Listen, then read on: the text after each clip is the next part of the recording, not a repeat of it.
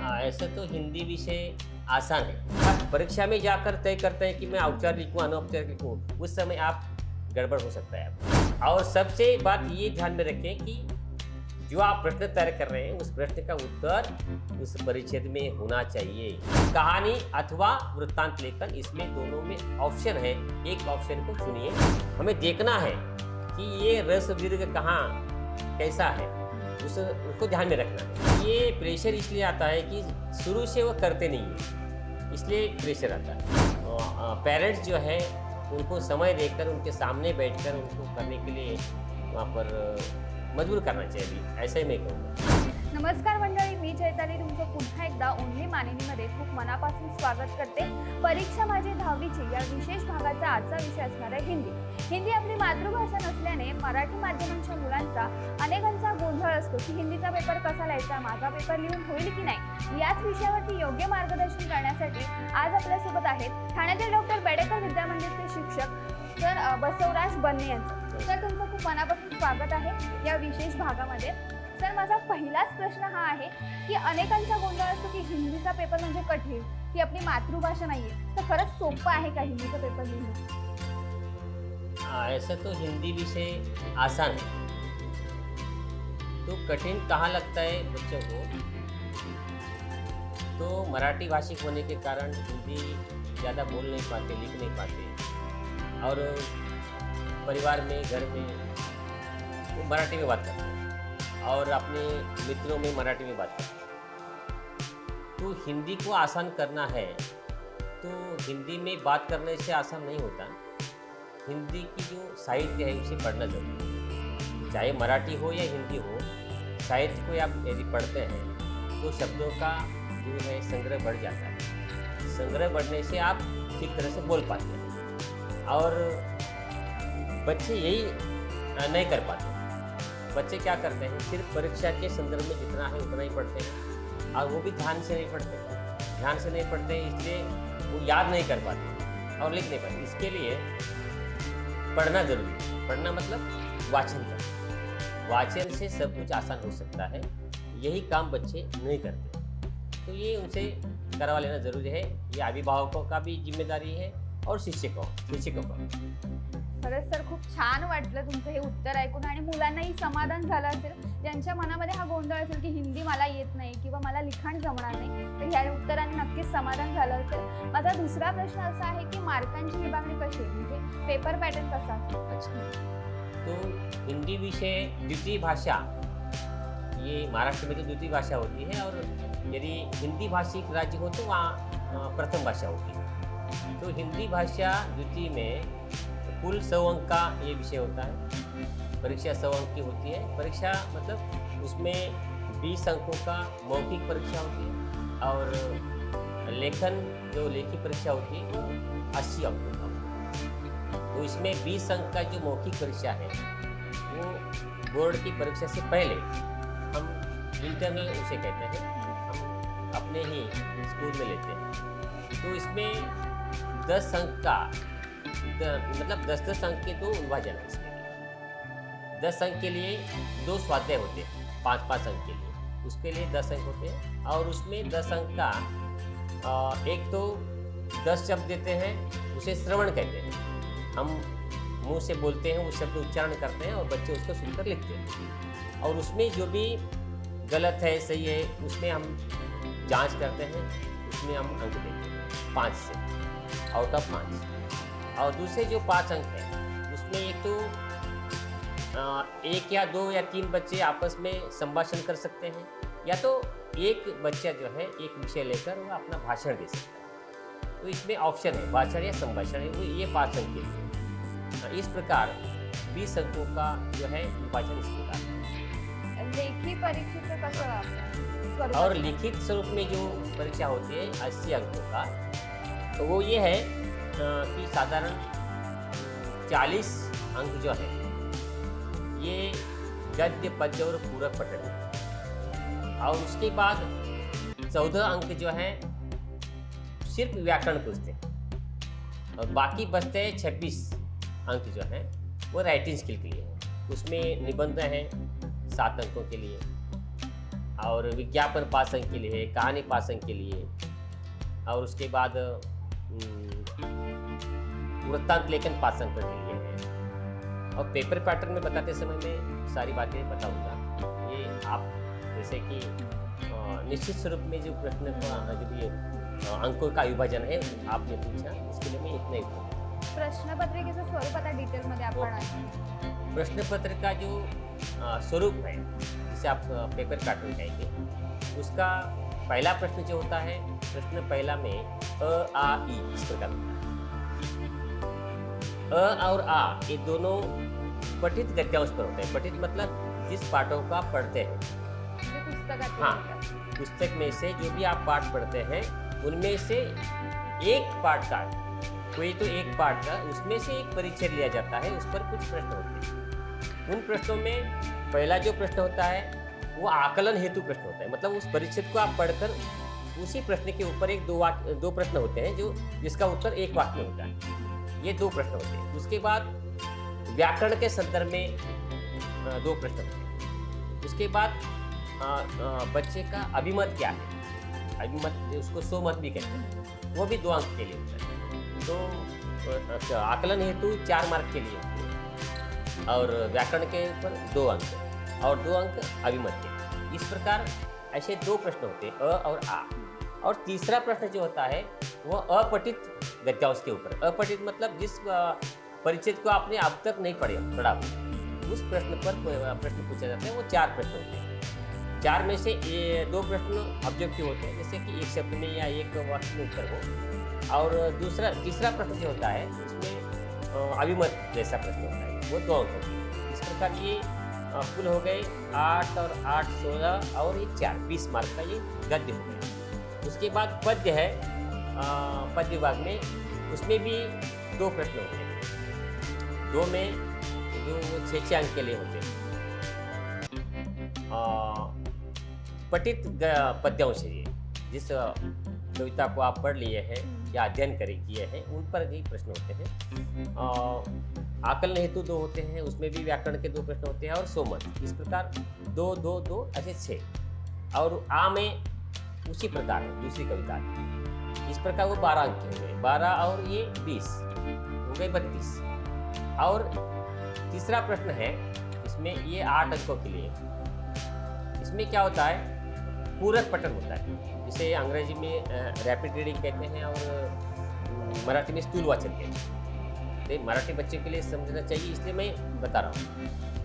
तो पूरक पठन में एक कविता होती है और एक पाठ। इस प्रकार एक तो पहले पाठ पूछेंगे, बाद में कविता पूछेंगे, या पहले कविता, कुछ भी वो सीक्वेंस कर सकते हैं, उसमें कुछ गुंजाइश नहीं। तो ये जो है ये 4-4 अंकों के लिए समझ लीजिए। एक पाठ का पूरक पठन का प्रश्न पूछा है तो आकलन हेतु मतलब वो परिच्छेद कितना वो बच्चा समझ पाया है, इसके लिए 2 प्रश्न होते हैं। उसके बाद अभिमत के लिए 2 अंक, ऐसे 4 हो गए। कविता जो होती है उसमें भी आकलन हेतु 2 प्रश्न पूछते हैं और अभिमत 2 पूछते हैं। इस प्रकार वो 8 अंक हो गए। इस प्रकार 40 अंकों का ये जो है विभाजन ऐसा होता है।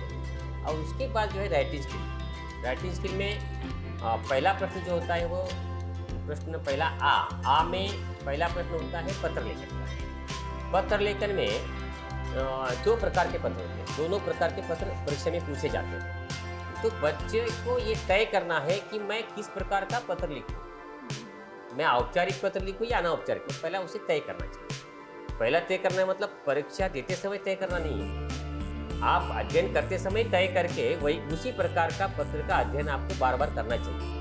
यदि आप परीक्षा में जाकर तय करते हैं कि मैं औपचारिक लिखूँ अनौपचारिक लिखूँ, उस समय आप गड़बड़ हो सकता है, आप नहीं लिख पाएंगे।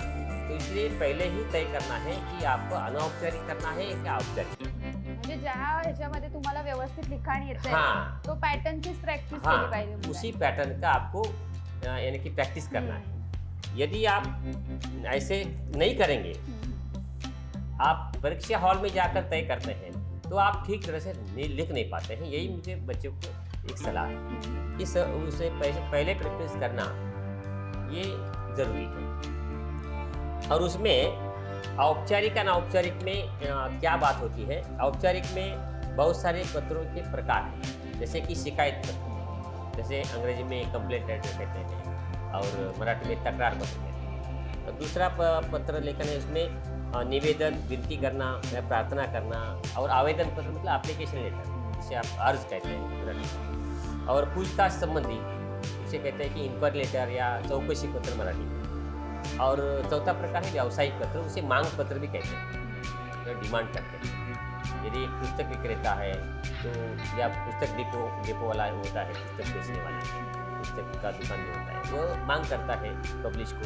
तो लीजिए नवनीत वाला है, पब्लिश करता है वो बहुत सारी पुस्तकें, उसकी मांग करना है तो आप नवनीत वाले को आप पत्र लिख सकते हैं। तो उस प्रकार का वो मांग पत्र होता है। ऐसे 5-6 प्रकार के पत्र औपचारिक में होते हैं। इसलिए विद्यार्थियों को ये तय करना है 6 प्रकार के पत्र का अध्ययन करूँ या अनौपचारिक में सिर्फ रिश्तेदारों का ही पत्र लिखना होता है, क्या वह करूँ, ये पहले तय करके उनको वो तय करना है। और तय करेंगे तो ठीक तरह से लिख पाएंगे, ये मेरी सलाह है।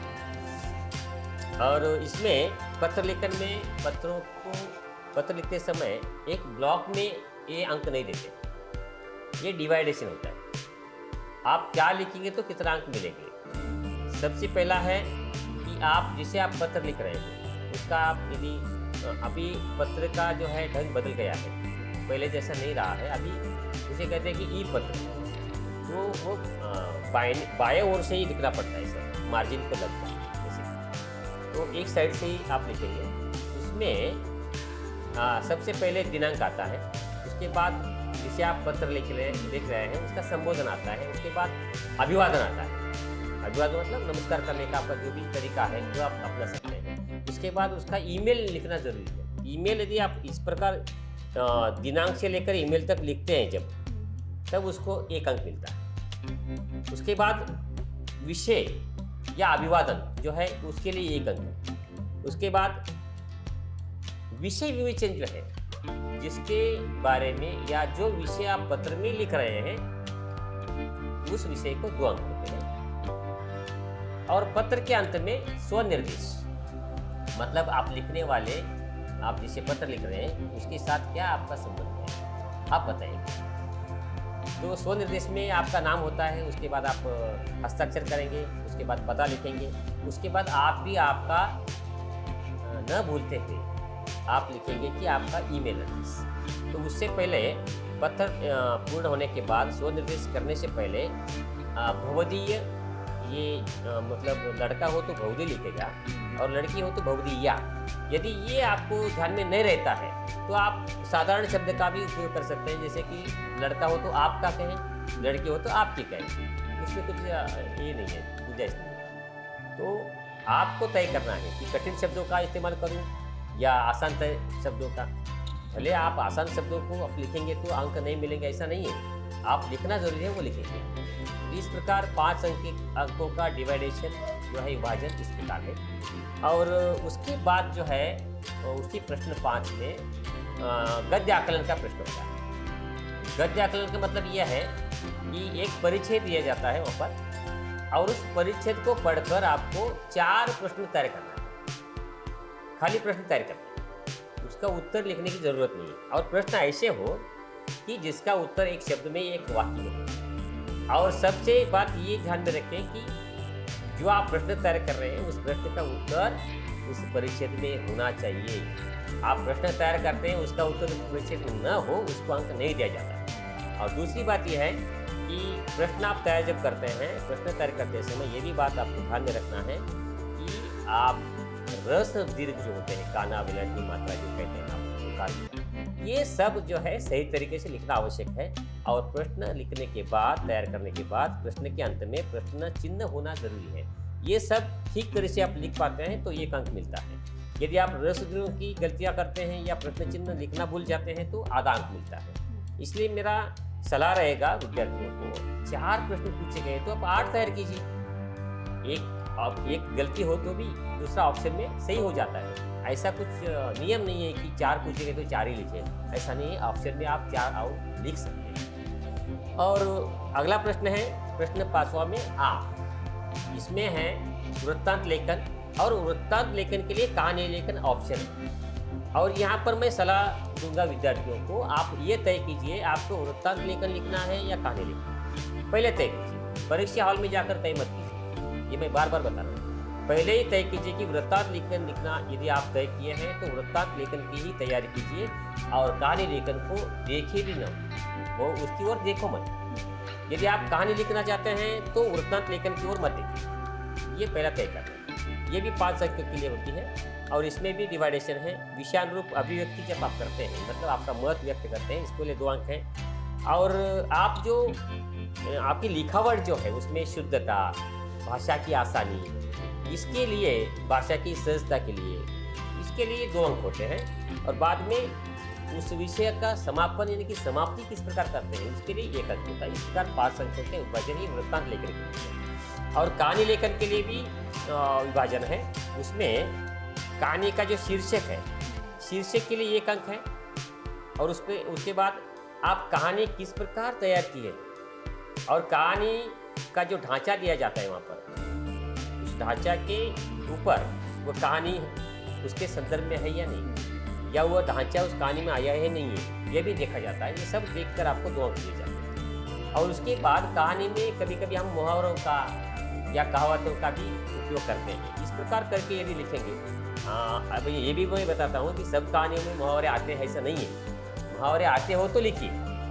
जानबूझकर किसी जगह पर गलत मुहावरा यदि इस्तेमाल करते हैं तो वहाँ पर अंक आपके जा सकते हैं। और उसके बाद मुहावरे या रोचक शब्द या शुद्ध शब्दों के लिए 1 अंक है। और आखिरी वाला अंक जो है सीख मतलब क्या है कि कहानी जो होती है उस कहानी से कुछ ना कुछ हम सीख लेते हैं। और सीख देकर ही जाता है कोई भी कहानी, उस सीख को भी आप लिखना ही चाहिए, उसके लिए 1 अंक। तो इस प्रकार कहानी अथवा वृत्तांत लेखन, इसमें दोनों में ऑप्शन है। एक ऑप्शन को चुनिए और आपको लिखने के लिए आसानी होगी। और उसके बाद उसी प्रश्न आ में दूसरा प्रश्न है विज्ञापन। ये कंपलसरी, ये आपको लिखना ही होगा। तो विज्ञापन मतलब क्या है, मराठी में उसे कहते हैं जाहिरात और अंग्रेजी में एड है। तो इसमें बहुत सारे प्रकार हैं, व्यक्ति संबंधी है, वस्तु संबंधी है, स्थान संबंधी है, ये प्रकार है। इसमें आपको आपके स्कूल में पढ़ाया होगा, फिर भी मैं आपको बताता हूँ कि व्यक्ति संबंधी मतलब जैसे कि किसी को एप्लीकेशन देना है शिक्षक के लिए या लिपिक के लिए या पद के लिए जब आप एप्लीकेशन करते हैं तो वो विज्ञापन जो है व्यक्ति संबंधी होता है कि शिक्षक चाहिए, हमारे स्कूल में लिपिक चाहिए, ड्राइवर चाहिए, ये क्या है व्यक्तिवाचक। और वस्तुवाचक मतलब क्या है, जो भी वस्तु का इस्तेमाल हम करते हैं जैसे कि साबुन है, तेल है, इस प्रकार जो प्रोडक्ट होते हैं इसके बारे में जो भी विज्ञापन होती है उसे कहते हैं कि वस्तुवाचक। स्थानवाचक मतलब क्या है, कोई जगह है, अच्छी जगह, बिल्डिंग है, वहाँ पर आप घर बेचना चाहते हैं तो ये जो है स्थान संबंधी है। या कोई नाट्यगृह है, वहाँ पर बहुत अच्छी तरह से आप नाटक कर सकते हैं, वो बहुत अच्छा है, इसके बारे में भी इश्तिहार मतलब विज्ञापन दे सकते हैं। ये जो है ये स्थान संबंधी है। इस प्रकार अलग अलग विषयों के बारे में आप किसी एक विषय का, मैं ऐसा नहीं कहूँगा कि किसी एक विषय के बारे में विज्ञापन का अध्ययन कीजिए, मैं तो ये कहूँगा कि तीनों प्रकार जो हो आपको पढ़ना होगा, तीनों में से एक पूछते हैं। इसलिए अध्ययन जितना ज़्यादा करेंगे उतना आपको प्रश्न पत्र को हल करने में आसानी होगी। और आखिरी वाला प्रश्न जो है निबंध, ये 7 अंकों के लिए होती है। और निबंध में भी डिवाइडेशन होता है। आप लिखने का जो आरंभ करते हैं उसके लिए 1 अंक होता है। उसके बाद विषय को आप किस प्रकार वहाँ पर प्रस्तुति करते हैं उसके लिए 2 अंक होते हैं। शुद्धता के लिए 2 अंक हैं और 1 अंक जो है उसके समापन के लिए। तो इसमें 5 प्रकार के निबंध हैं। 5 में से 3 प्रकार के पूछते हैं, वो कौन सा पूछते हैं पता नहीं, लेकिन 5 प्रकार हैं। मैं विद्यार्थियों को सलाह दूंगा कि 5 प्रकार की तैयारी आप कीजिए। यदि आपको ऐसा लगता है कि मैं 3 प्रकार करूँ तो ठीक है, क्या हो सकता है 3 प्रकार में भी वो 5 में से कोई 3 करेंगे तो उसमें एक तो आता ही है। तो इसलिए वर्णनात्मक एक निबंध है, चरित्रात्मक दूसरा है, उसके बाद आत्मकथनात्मक है, कल्पनात्मक है और विचार प्रदान। तो इसमें प्रकार वगैरह जो है बहुत समय लगेगा, उसके लिए मैं मुख्य प्रकार जो है मैं वो बताया। तो इसमें क्या पूछ सकते हैं ये मैं सिर्फ उदाहरण के लिए बताऊंगा। मैं वर्णनात्मक में जैसे कि मेरा प्रिय पालतू पशु गाय है, या नदी के किनारे 2 घंटे, या रेलवे स्टेशन पर 1 घंटा, इस प्रकार जो है आप वहाँ पर किस प्रकार आप अनुभव कर रहे हैं उसका वर्णन आप लिख सकते हैं। उसके बाद चरित्रात्मक, इसमें किसी एक व्यक्ति के बारे में जानकर लिखना है, जैसे कि मेरा प्रिय कवि, मेरा प्रिय वैज्ञानिक, मेरा प्रिय शिक्षक, मेरा प्रिय खिलाड़ी, इस प्रकार उसमें उसकी सारी बातें आएंगी। और आत्मकथनात्मक में व्यक्ति खुद बोल रहा है, यहाँ पर मैं इस सर्वनाम का प्रयोग करके आप भूतकाल में ये सारी बातें लिखेंगे। उसके बाद जैसे कि मैं नदी बोल रही हूँ, चाहते कि आत्मकथा, ये आत्म मतलब खुद का, ये जान लीजिए। उसके बाद कल्पनात्मक में कल्पना करना है, जो नहीं है उन बातों को भी आप लिख सकते हैं, उसे ही कल्पना कहते हैं। तो यदि मैं प्रधानमंत्री होता, यदि मैं शिक्षक होता, यदि मैं मंत्री होता, शिक्षा मंत्री होता, इस प्रकार यदि आप उस प्रकार होंगे तब आप क्या कर सकते हैं वो लिखना है। उसके बाद है विचार प्रदान। विचार प्रदान में तर्क को वहाँ पर व्यक्त करना है। जैसे कि उदाहरण है कि विविधता में एकता, मतलब क्या है? विविधता में एकता मतलब क्या है? जैसे कि हमारे भारत देश में बहुत सारे धर्म के लोग रहते हैं, बहुत सारी भाषाएं बोलने वाले हैं, फिर भी हम में एकता है कि हम सब लोग हम खुद को भारतीय समझते हैं। इस विचार को आपको व्यक्त करना है उसमें। तो उसी प्रकार विज्ञापन शाप की वरदान, मतलब विज्ञान का उपयोग हम बुरे काम के लिए भी करते हैं, अच्छे काम के लिए भी करते हैं। तो ये दोनों जो विचार हैं उसी एक ही निबंध में आपको वहाँ पर लिखना है। तो इस प्रकार जो है 5 प्रकार के निबंध हैं जो 7 अंकों के लिए पूछे जाते हैं। तो इस प्रकार में मुझे लगता है कि पेपर पैटर्न जो है यहाँ पर पूरा हो गया।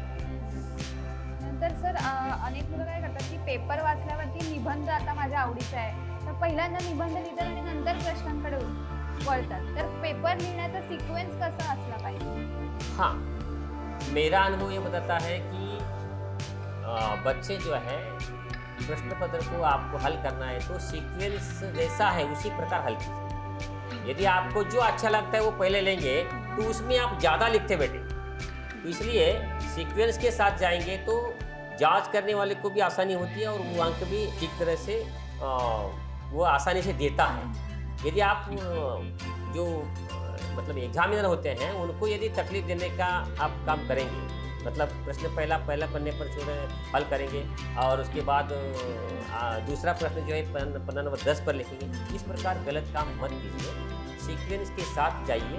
और कभी कभी ऐसा होता है कि सीक्वेंस में आपको थोड़ा सा गलती हो सकता है, वो चलता है, लेकिन आप जानबूझकर यदि गलतियाँ करेंगे तो आपको अंकों को गंवाना पड़ेगा।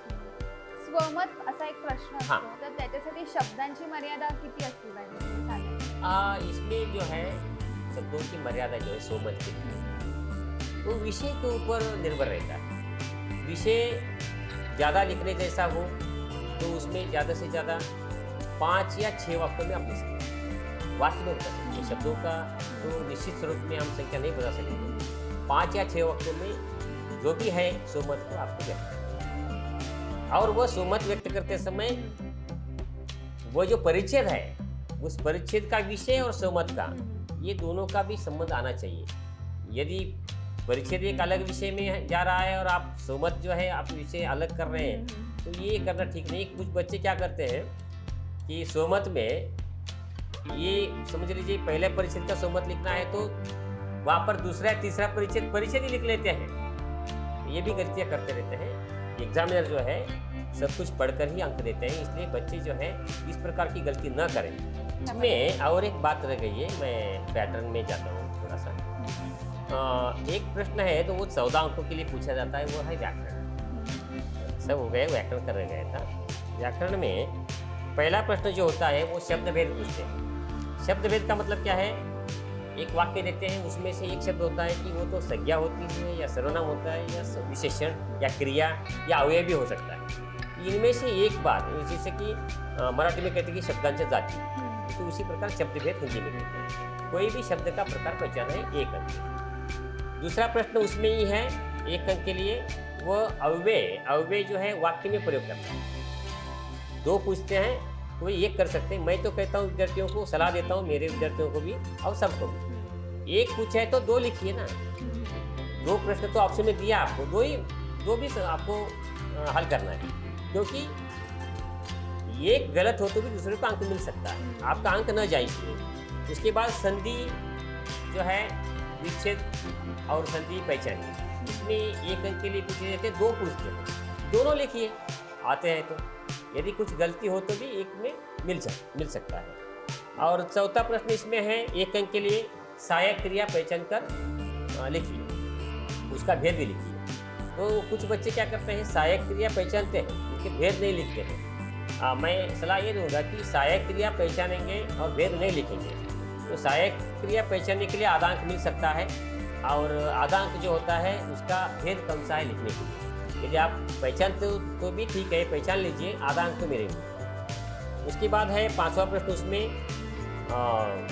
प्रथम प्रेरणार्थक द्वितीय प्रेरणार्थक कीजिए। उसमें भी 2 पूछते हैं, 2 प्रकार से पूछते हैं। एक प्रकार है कि वहाँ पर जो है प्रथम प्रेरणार्थक देते हैं या मूल रूप देते हैं, मूल रूप का प्रथम प्रेरणार्थक द्वितीय प्रेरणार्थक करना है 1 अंक के लिए। और इस प्रकार भी पूछते हैं कई प्रश्न पत्रों में, वह प्रथम प्रेरणार्थक या द्वितीय प्रेरणार्थक इस प्रकार के जो क्रियाएं होते हैं ये वाक्यों में प्रयोग करते हैं, और वाक्य को पढ़कर आपको पहचानना है कि प्रथम प्रेरणार्थक है द्वितीय प्रेरणार्थक। इस प्रकार भी पूछते हैं, वो भी 1 अंक के। और उसके बाद मुहावरों का अर्थ बताकर वाक्यों में प्रयोग कीजिए। कुछ बच्चे क्या करते हैं, मुहावरे का अर्थ नहीं लिखते हैं, वाक्य में प्रयोग करते हैं। तो वाक्य में प्रयोग करेंगे तो आपको अंक नहीं मिलेंगे। पहली बात क्या है, अर्थ बताना जरूरी है। अर्थ यदि बताएंगे, वाक्य में नहीं प्रयोग करेंगे, फिर भी आपको आधा अंक मिल सकता है। यदि आप अर्थ न बताते हुए वाक्य में प्रयोग करते हैं तो आपको कुछ भी अंक नहीं मिलेंगे। अर्थ के लिए महत्व है। और दूसरा, इसमें मुहावरों का जो भी अर्थ बताकर मैंने वाक्यों में प्रयोग करने के लिए कहा, और इसमें ऑप्शन है, ये ऑप्शन बहुत आसान है। इसमें क्या करते हैं, वाक्य भी वही देते हैं और वहाँ पर मुहावरा भी वही देते हैं, और वो मुहावरा उठाकर उस वाक्य में आपको प्रयोग करना है। उसी अर्थ का दूसरा मुहावरा वहीं पर रहता है, उसे पहचान कर आप उस वाक्य में प्रयोग करेंगे तो 1 अंक मिलता है। या तो इस प्रकार करें या तो मुहावरे का अर्थ बताकर उसका वाक्य में प्रयोग करें। इस प्रकार 1 अंक के लिए पूछा जाता है। और 7वां प्रश्न है कारक जो है पहचान कर कारक का भेद लिखिए। तो इसमें भी 1 अंक के लिए पूछते हैं। 2 प्रश्न होते हैं, 2 भी लिखिए, दोनों लिखना है। दोनों लिखने के लिए मैं ये इसलिए कह रहा हूँ कि एक में गलत हो तो भी दूसरे में अंक मिल सकता है। और 8वां प्रश्न होता है कि विराम चिन्हों का, उचित विराम चिन्हों का प्रयोग करें। वो वाक्य देते हैं और उस वाक्य में उचित विराम चिन्हों का, जैसे कि स्वल्प विराम है, अर्ध विराम है, प्रश्न चिन्ह है, पूर्ण विराम है, या अवतरण चिन्ह है, या सिंगल हो या डबल हो, इस प्रकार। तो आपको वो पहचान कर आपको लिखना है। समझ लीजिए एक वाक्य में 1 से 2 या 3 विराम चिन्ह आ गए हैं, और उसमें से आप 2 विराम चिन्ह का उपयोग किए हैं ठीक तरह से और 1 का नहीं किए हैं, तो आपको आधा अंक मिल सकता है। पूरी तरह आप ठीक तरह से तीनों का या दोनों का जितने भी है इतना ठीक तरीके से आप यदि विराम चिन्हों का प्रयोग करते हैं तो 1 अंक आपको मिल सकता है। और उसके बाद 9वां प्रश्न है इसमें व्याकरण में कि काल परिवर्तन कीजिए, उसे टेंस कहा जाता है अंग्रेजी में। तो उसमें 3 वाक्य पूछते हैं 2 अंकों के लिए। आपको तीनों वाक्यों का काल परिवर्तन करना है। यदि वर्तमान का पूछते हैं तो भूतकाल का वाक्य होता है या भविष्य का होता है, या भविष्य का वाक्य देते हैं तो भूतकाल करने के लिए वो कुछ भी कर सकते हैं। ऐसा कौन सा भी प्रश्न पूछ सकते हैं। और प्रश्न जब पूछते हैं तो इंटू ब्रैकेट कोष्टक में लिखते हैं कि वर्तमान काल कीजिए, सामान्य वर्तमान काल कीजिए या भूतकाल कीजिए। इस प्रकार वहाँ पर सूचना होती है, उस सूचना के अनुसार आपको काल परिवर्तन करना है। वो 2 अंकों के लिए 3 वाक्य पूछते हैं, तीनों भी कीजिए। एक गलत हो तो भी 2 को अंक मिल सकते हैं। और उसके बाद है वाक्य के प्रकार, जैसे कि सरल वाक्य है, संयुक्त वाक्य है, मिश्र वाक्य है, ये रचना के आधार पर। और अर्थ की दृष्टि से 8 प्रकार, तो उनमें से दोनों प्रकार पूछते हैं कि एक है वाक्य को पढ़कर उसका भेद पहचानिए। दूसरा प्रश्न है कि यहाँ पर अर्थ की दृष्टि से वाक्यों का परिवर्तन कीजिए। जैसे कि समझ लीजिए आज्ञार्थक वाक्य है उसे निषेधार्थक कीजिए, क्वेश्चन मतलब प्रश्नार्थक कीजिए। इस प्रकार कोई भी वाक्य जो है तैयार करने के लिए पूछ सकते हैं। वो 2 प्रश्न होते हैं 2 अंकों के लिए। इसलिए कुल जो है वाक्य की भेद जो है 3 अंकों के लिए पूछते हैं। वो तीनों आपको लिखना है। 3 मतलब 2 अंक के लिए। 1 अंक जो है रचना के आधार पर के लिए, और एक अंक जो है अर्थ की दृष्टि से वाक्य को परिवर्तन कीजिए। 2 पूछते हैं, 1 लिखना है, फिर भी आपको दोनों लिखना है क्योंकि एक गलत होकर भी दूसरा सही आ सकता है। और आखिरी प्रश्न है इसमें 11वां, वाक्यों को शुद्ध करके लिखिए। तो यहाँ पर वर्तनी का गलतियाँ करते हैं। वहाँ पर वर्तनी मतलब शब्द में जो काना विलंटी मात्रा ये आते हैं, इसमें वो गलत जो है रस दीर्घ जो कर देते हैं। आपको वो देख कर आपको रस दीर्घ जो है सही लिखकर आपको वाक्य लिखना होता है, वाक्य शुद्ध करके। तो उसके लिए 2 अंक हैं और 3 वाक्य पूछते हैं, तो तीनों लिखिए आप। एक गलत हो तो भी 2 सही हो सकते हैं। तो इस प्रकार पूरा प्रश्न पत्र यहाँ पर हो गया है और मैडम जो प्रश्न पूछेंगे उसका मैं उत्तर दूंगा। पेपर प्रेझेंटेशन पाहिलं जातं म्हणजे ज्या लँग्वेजचे विषय असतात त्याच्यामध्ये, तर तुम्ही थोडक्यात काय टिप्स द्याल? प्रेजेंटेशन में खास करके शुद्धता देखते हैं, आप कितना शुद्ध लिखते हैं, रस दीर्घों का कितना ध्यान रखते हैं, वर्तनी का कितना ध्यान रखते हैं, जो शब्द सही शब्द पे कितने अच्छे लिखते हैं, ये सारे बातों को देखा जाता है। और इन बातों को ध्यान में रखते ही जो है एग्जामिनर जो है वहाँ पर अंक देता है। यदि आप बहुत सारी गलतियाँ करते हैं तो उनमें उनको अवसर मिलता है, मौका मिलता है कि आपके अंक काटें या कम करें। तो इसलिए उनको यदि अंक काटने के लिए मौका नहीं देना चाहते हैं तो आपको शुद्ध लिखना जरूरी है। शुद्ध लिखने के लिए पढ़ना मतलब वाचन करना, और वाचन करते समय हमें देखना है कि ये रस दीर्घ कहाँ कैसा है, उसको ध्यान में रखना है। और जितना वाचन करेंगे ध्यानपूर्वक, मैं जानबूझकर कर रहा हूँ, ध्यानपूर्वक आप वाचन करेंगे तो आप समझ जाएंगे या आपको पता चलेगा कि मैं कहाँ गलती करता हूँ और मैं कहाँ अशुद्ध लिखता हूँ। वह अशुद्धता आपको ध्यान में आ जाएगी। इसलिए आप ठीक तरह से वाचन करना जरूरी है। जितना वाचन करेंगे उतना आपको फायदा होगा। निबंध लेखनासाठी किंवा कहाणी लिखण्यासाठी शब्दभांडार कसं वाढवू शकतात? वही बात पर मैं आता हूँ। जितना आप वाचन करेंगे उतना आपका शब्द भंडार जो है वोकैबुलरी जिसे कहते हैं वो आपका बढ़ सकता है। जितना वोकैबुलरी आपके पास हो उतना ही आप लिख पाएंगे, बोल पाएंगे। बोलने के लिए भी वोकैबुलरी की ज़रूरत है, लिखने के लिए भी। जो आप लिखते हैं वही आपके मन में आता है, जो आप बोलते हैं वो भी पहले आपके मन में आता है। इसलिए भले आप सोचते मराठी में है, लिखते हिंदी में है, लेकिन सोच जो है वो जरूरी है और सोच के साथ वर्तनी का भी जरूरी है, शुद्धता की जरूरी है। इसलिए वाचन जरूरी है। महिनाच राहिला पेपरला, हिंदीची कशी रिव्हिजन करायला पाहिजे म्हणजे या महिन्याभरात मुलांनी? हाँ, अभी आप जो है आप पाठ पढ़ते बैठेंगे या कविता का भावार्थ पढ़ते बैठेंगे तो समय नहीं है। तो अभी प्रश्नोत्तर जिस प्रकार है उसी को ही पढ़ना, उसी को ही रटना जरूरी है। अभी इतना समय नहीं है कि आप फिर जो है ABCD करेंगे, ऐसा नहीं हो सकता। अभी आप ऐसा करेंगे कि जितना हो सके उतना प्रश्नोत्तर जो रेडीमेड मिलते हैं आपके पास, जो भी पाठ्य पुस्तक होंगे या गाइड होंगे, उसको ही पढ़ना। और निबंध और कहानी लेखन के लिए जो भी एक्स्ट्रा जो पुस्तक होते हैं जो बाजार में आते हैं, उन कहानियों को आप पढ़ लेंगे तो थोड़ा सा आपको कल्पना आ सकती है कि किस प्रकार मैं लिखूं, किस प्रकार नहीं लिखूं। ये भी ध्यान में आ सकता है कि मैं बार बार उसी बात पर आता हूँ कि वाचन जरूरी है। यही बात है। सर्वात शेवटी सर, मुलांना तुम्ही काय सांगाल किंवा पालकांना? म्हणजे प्रेशर घेतात, पालक सुद्धा घेतात आणि मुलंही घेतात आणि अशामध्ये गोंधळ होतो, अभ्यासाचं पण रिव्हिजन होत नाही व्यवस्थित, पेपर लिखाणातही गोंधळ होतो। तर तुम्ही वेळेचं मॅनेजमेंट कसं करायला पाहिजे? आणि तो पालकांनी अभी कैसा है कि ऐसे तो जो आपके पास आपके ऊपर प्रेशर आता है, आपको लग रहा है कि मैडम जी कह रही कि प्रेशर आती है बच्चों पर या अभिभावकों पर, पेरेंट्स पर, तो ये प्रेशर इसलिए आता है कि शुरू से वो करते नहीं है, इसलिए प्रेशर आता है। यदि शुरू से आप अध्ययन करने लगेंगे तो प्रेशर कम आता है।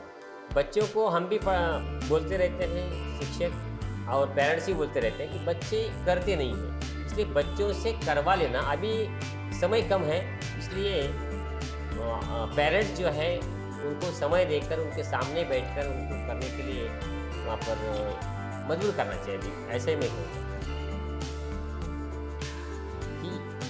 तैयारी कर लेंगे ही करेंगे, नहीं तो नहीं करेंगे। प्रेशर क्यों आता है? पहले से नहीं किए इसलिए प्रेशर आता है। तो इसलिए पहले से ही करना चाहिए। जो पहले से नहीं किए हैं, अब तो जो है थोड़ा थोड़ा सा क्यों न हो, जो भी उनके पास पाठ्य पुस्तक है या मार्गदर्शक है, गाइड है, उसको पढ़कर भी वो म्हणजे अजूनही वेळ गेलेली नाहीये, अजूनही हाँ, अभी भी महिन्याभरात समय खूप काही होऊ है। शकतं. जो भी उसे लगता है कि मैं फेल हो जाऊंगा, ऐसा कुछ लगता है, तो ऐसे कुछ डरने की बात नहीं है। अभी भी आप पढ़ाई करेंगे, वाचन करेंगे, तो भी आप आसानी से पास हो सकते हैं, मतलब उत्तीर्ण हो सकते हैं। खरंच छान वाटलं सर. अगदी हिंदीचा पेपर कसं लिहायचं हे तुम्ही अगदी थोडक्यात आणि एकदम विश्लेषण करून सांगितलं मुलांना. आय होप मुलांना सुद्धा कळलं असेल आणि पालकांचं प्रेशरही कमी झालं असेल तुमच्या या विश्लेषणामुळे. तुम्हाला ही मुलाखत कशी वाटली हे आम्हाला नक्की सांगा आणि असेच नवनवीन विषय घेऊन आम्ही येणार आहोत, ते पाहायला विसरू नका. तोपर्यंत धन्यवाद.